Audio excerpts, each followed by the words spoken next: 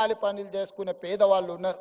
వాళ్ళ పిల్లల కోసం ఇవాళ స్టార్టప్ ఫండ్ ఇప్పుడు అక్కడి నుంచో ఇక్కడికి వచ్చిన 1000 కోట్లు ఈ రోజు పరిశోధన చేసే తెలంగాణ యువతకు అందించాలని అక్కడ ఒక గొప్ప ఆఫీస్ పెట్టి ఆ పిల్లలకు అక్కడ ప్లేస్ ఇవ్వండి, వాళ్ళ పరిశోధనలకు డబ్బులు ఇవ్వండి. ఒకప్పుడు గూగుల్ కూడా ఇద్దరు విద్యార్థులు ఒక కార్ షెడ్ లో మొదలు పెడితే ఇవాళ గూగుల్ అయింది. టెస్లా ఇలాన్ మస్క్ ఒక చిన్న పరిశోధన చేస్తే ఇలాన్ మస్క్ అయింది. ఇట్లా చాలా కంపెనీలు ప్రపంచంలో స్టార్టప్స్ గా మారి మొదట్లో చదువుకున్న విద్యార్థులు చిన్న ప్రయోగం చేస్తే ఆ ప్రయోగంలో వాళ్ళు విజయం సాధిస్తే ఈరోజు ప్రపంచంలోనే ఆగర్భ శ్రీమంతులైనరు.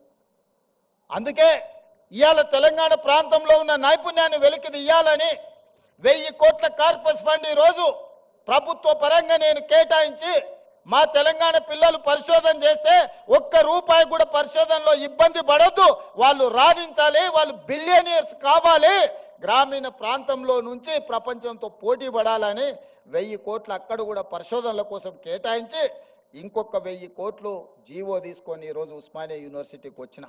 ఉత్త చేతులతో రానని ఆనాడే చెప్పిన. ఉత్తుత్తు మాటలు చెప్పే అలవాటు నాకు లేదు.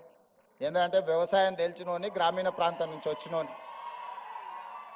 మన చేనుకు ఏ పురుగు పడితే ఏ మందు కొట్టాలనో ఏం ఎరువేయాలనో తెలిసినోని.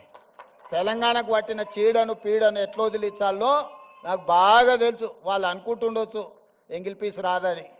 జర్మన్కు, జపాన్కు, చైనాకి ఎంగిల్ పీస్ ఏం రాదు నాయన. ప్రపంచాన్ని ఏలుతున్నది చైనా, జపాన్, జర్మనీ. అక్కడ ఇంగ్లీషు రానే రాదు, కనీసం మనం ఏబిసిడీలన్నా రాయగలుగుతున్నాం. మరి ఇవాళ ప్రపంచాన్ని శాసిస్తున్నారు. ఇంగ్లీష్ మాట్లాడే అమెరికా చైనా సప్లైస్ ఆపితే ఒక గంట కూడా బతకలేదు, ఒక 1 అవర్ కూడా అమెరికా జీవించలేదు.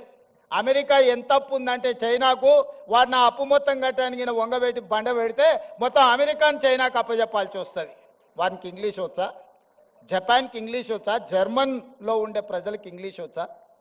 మా ఈడ ఉండే యువమిత్రులకు కూడా ఇంగ్లీష్ రాదు అనేది ఏం పెట్టుకోకండి, అదేం పెద్ద విషయం కాదు.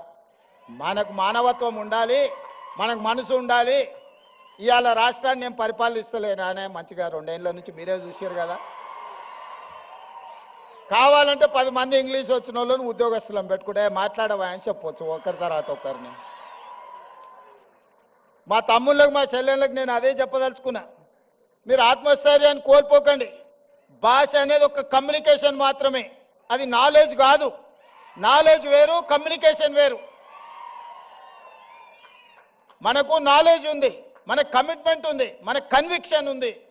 ఈ నాలెడ్జ్, ఈ కమిట్మెంట్, ఈ కన్విక్షన్ దేశంలో, ప్రపంచంలో ఏ స్థాయికైనా ఎదగడానికి ఉపయోగపడుతుంది. మీరందరు కష్టపడండి. 2 ఏళ్లలో ఉస్మానియా యూనివర్సిటీకి కావాల్సిన అన్ని సమస్యలు నేను పరిష్కరిస్తా. టీచింగ్ స్టాఫ్ గురించి కూడా ప్రొఫెసర్ కాసిం గారు, అదేవిధంగా వైస్ ఛాన్సలర్ గారు చెప్పినారు. మీకే స్వేచ్ఛనిస్తున్నాం, కమిటీ వేసినాం, నియామక